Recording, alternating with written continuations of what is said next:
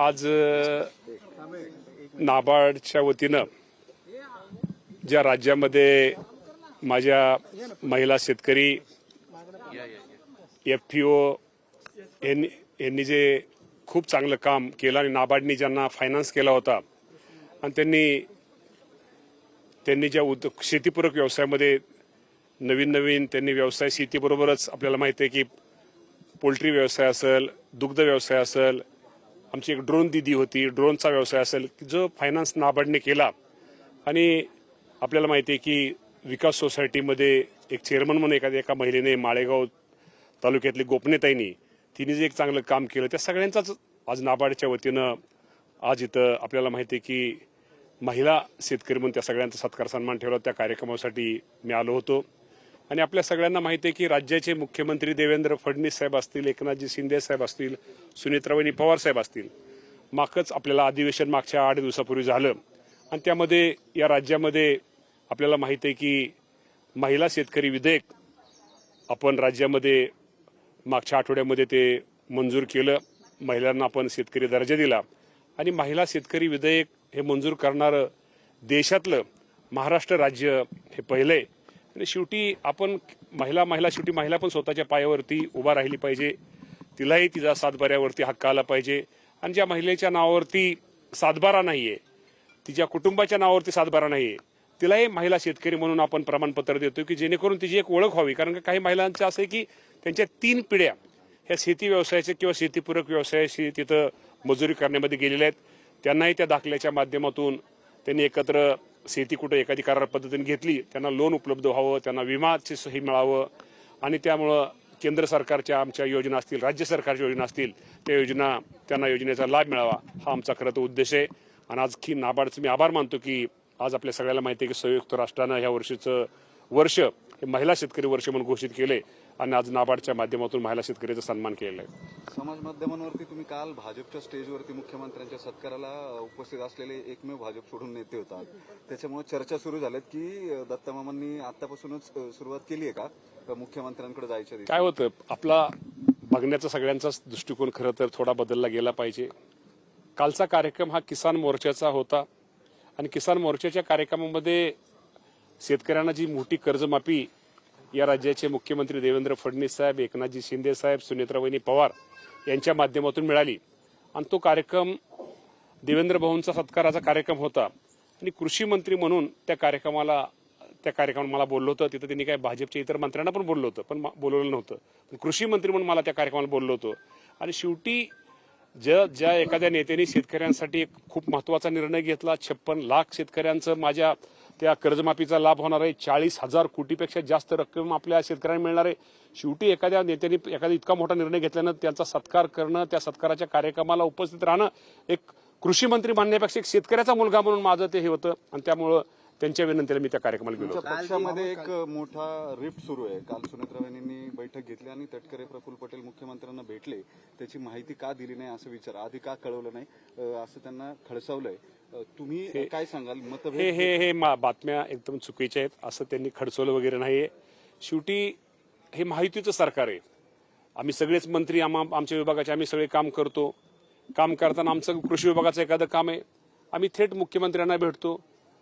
संध्याकाळी जातो, सकाळी जातो, दुपारी जातो, डायरेक्ट आम्ही बोलू शकतो, आम्ही आमची कामं सांगू शकतो. तटकरे साहेब या राज्याचे प्रमुख आहेत, खासदार आहेत. पटेल साहेब सुद्धा राज्याचे प्रमुख आहेत, खासदार, ते पण खासदार आहेत. त्यामुळे त्यांच्या भागातली त्यांच्या विकासाची कामं जाऊन ते मुख्यमंत्र्यांशी सांगू शकतात, मुख्यमंत्र्यांशी ते बोलू शकतात. आणि त्यामुळं या बाबतीमध्ये आमचा पक्ष हा भक्कम आहे. आमच्या नेत्या सुनेत्रावहिनी पवार आमच्या पक्षाच्या नेत्या आहेत. सुनेत्रावहिनी पवार असतील, तटकरे साहेब असतील, पटेल साहेब असतील, भुजबळ साहेब असतील, हे आमचे सगळे नेते आहेत. आणि हे नेत्याच्या नेतृत्वाखाली हा राष्ट्रवादी पक्ष भक्कम आहे. विनाकारण हे अफवा चर्चा करणं बरोबर नाही. आणि प्रत्येकजण नाराज आहेत, पण अजिबात वहिनी नाराज नाहीत. हो का, वहिनी आणि माझं म्हणणं, मी आता काल त्या कार्यक्रमाला गेलो, वहिनींना माहिती नसावं. पण शेवटी कसं असतं, शेवटी कार्यक्रमाला गेलं किंवा एखाद्याची नेत्याची भेट, शेवटी माहिती पण आम्ही सगळे एकत्रच आहोत ना. एखाद्या नेत्याची भेट घेतली किंवा एखाद्या नेत्याला बोललं याचा अर्थ नाही. काल जयंत पाटील पण मागच्या 2 दिवसापूर्वी गेले होते, ते प्रमुख आहेत. त्यांना विचारलं गेलं तर त्यांनी म्हणले तिघं एकत्र गेलेत का? तिघं एकत्र नव्हते.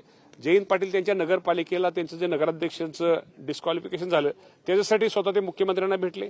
याचा अर्थ मुख्यमंत्री हे राज्याचे प्रमुख असतात, त्यांना पक्ष वगैरे काय नसतो आणि कुठलीही कामं करण्याचा शेवटी अधिकार म्हणून प्रमुख म्हणून त्यांना असतो. तर असे अनेक नेते वेगवेगळ्या पक्षाचे हे मुख्यमंत्र्यांना भेटत असतात.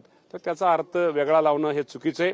तुमच्या काही कानावर आहे का म्हणून राष्ट्रवादी सत्तेत सहभागी होते शरद पवारांचे पक्ष वगैरे असं काही? या बाबतीमध्ये आमच्या प्रमुख सुनेत्राबाई पवार आहेत, ह्याच तुम्हाला जास्त सांगू शकतील. प्रदेशाध्यक्ष बदलाच्या चर्चा सुरू आहेत. प्रदेशाध्यक्ष सुनील तटकरे यांचं जे कार्यपद्धती आहे या बाबतीमध्ये मला कुठल्याही प्रकारची माहिती नाहीत. मगाशी तुम्हाला सांगते आमच्या प्रमुख सुनेत्राबाई पवार आहेत.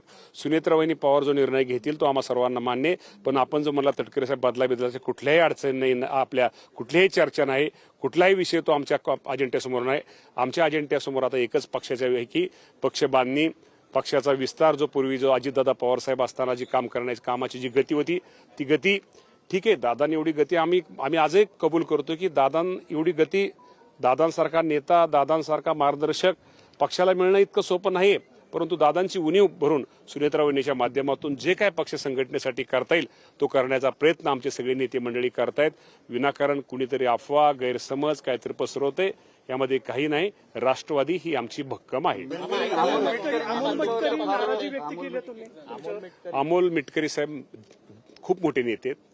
अधिवेशन होतं, अधिवेशनाच्या काळामध्ये बिल असताना मी बोलत असताना त्यांचा कदाचित फोन आला असावा आणि फोन आल्यानंतर माझ्याकडून फोन उचलला गेला नाही. असे फोन आता तुम्हाला मी सांगतो, तुम्ही माझा फोन चेक करा. मला माहित, मी पाठीमागे सांगतो, या राज्याच्या मुख्यमंत्र्यांनंतर कदाचित जास्त फोन या राज्याच्या कृषी मंत्र्याला येत असेल. माझा 1 मिनिट पण फोन म्हणून नसतो, 2 मिनिटाला फोन असतात. त्यामुळे अमोल मिटकरी साहेब, मी आज सभागृहात असल्यामुळे अमोल मिटकरी साहेबांचा गैरसमज झाला असावा. ऐका ना, 5-6 वेळा असला तर मी आता तुम्हाला सांगतो, आता नाबार्डच्या कार्यक्रमात होतो, नवनीत आता मी बाहेर आलोय, आता आत होतो, नाबार्डच्या कार्यक्रमात होतो, मी फोन उचलला नाही. आता जर तुमचा फोन आला, आता बाहेर आलोय मी, तो फोन उचलला जाऊ शकतो माझ्याकडून. अमोल मेटकरी काय, ऐका ना, आता अमोल मेटकरी मोठे नेते, त्यामुळे मी त्यांच्याबद्दल काय बोलू शकतो. मी मामा, पण अशी का वेळ येते की प्रदेशाध्यक्ष भेटल्यानंतर की कशासाठी आम्ही भेटलो? असं नाही हो, असं हे नाही. शेवटी विकास अजिबात नाही, अजिबात कार्यपद्धती वगैरे नाही. महायुती म्हणून आम्ही सगळे एकत्र आहोत. कोणी कोणाला भेटू शकतो, कोणी कोणाला बोलू शकतो. हा दावा अजितदादा असताना करू शकत होते का?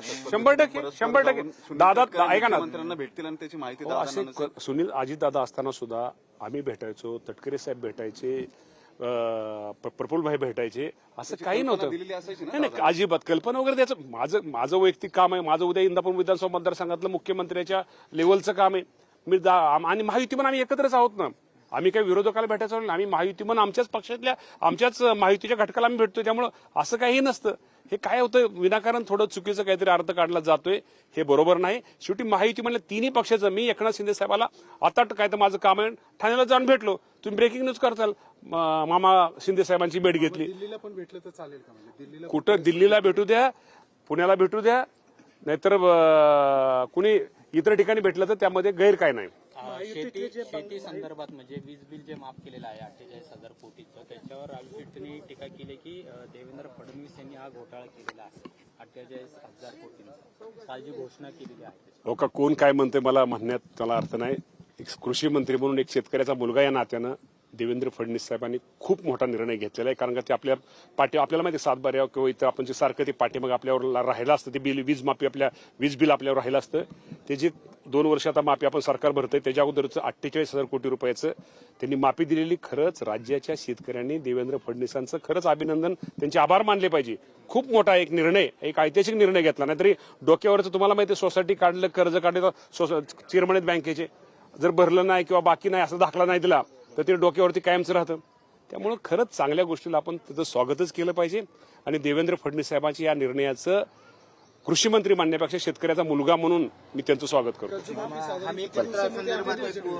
कर्जमाफीच्या बाबतीमध्ये तुम्हाला प्रामाणिकपणे तुम्ही परत म्हणसाल 30 जून हे करून आपल्याला द्यायचं. कर्जमाफी ही गरीब शेतकऱ्यांना द्यायची आहे आणि आता आपल्याला आयटी इन्कम टॅक्स भरणाऱ्या शेतकऱ्यांना द्यायची. त्यामुळे थोडा उशीर होतोय. आता याद्या बिद्या झालेल्या तयार आहेत. साधारणतः परवा दिवशी कॅबिनेट मिटिंग झाली. त्या कॅबिनेटमध्ये सांगितलं 30 जुलैपूर्वी शेतकऱ्यांना कर्जमाफी द्या असं मुख्यमंत्र्यांनी आदेश दिलेले आहेत. मुख्यमंत्र्यांनी आदेश दिल्यानंतर 30 जुलैपूर्वी शेतकऱ्यांना कर्जमाफीचा लाभ मिळणार आहे. दिल्लीमध्ये सोनम महायुतीमध्ये बांगला वाटपावर 19वा दिवस आहे मामा, तो सुद्धा महत्वाचा मामा या? महायुतीमध्ये जे सरकारी बंगले वाटले जातात त्याच्यावर मी अनबेल वाटते. कुठली भानबल? सचिन सचिन आहे अहिरांना अजून बंगला मिळाला नाहीये, त्यांनी नाराजी व्यक्त केली. सचिन आहे आता नवीन आलेले आहेत, आता नवीन त्यांना देतील ना बंगला, त्यांना देतील बंगल्याची काळजी करू नका. हे बारीक सारीक गोष्टीत लक्ष द्यायचं नसतं, आपल्याला राज्याचा विषय घ्यायचा आहे. त्यामुळे असले काय बंगल्याला काय वांगचूक यांच्याबद्दल काय 19वा दिवस आहे उपोषणाचा, अजूनही त्या बाबतीमध्ये हा केंद्राचा विषय असल्यामुळं केंद्र सरकार राज्यातून पण पाठिंबा देतात. पाठिंबा सगळ्याचा आहे. त्या बाबतीमध्ये निश्चित केंद्रीय नेतृत्व त्या बाबतीमध्ये बोलल, चर्चा करेल आणि काही तो मार्ग काढेल.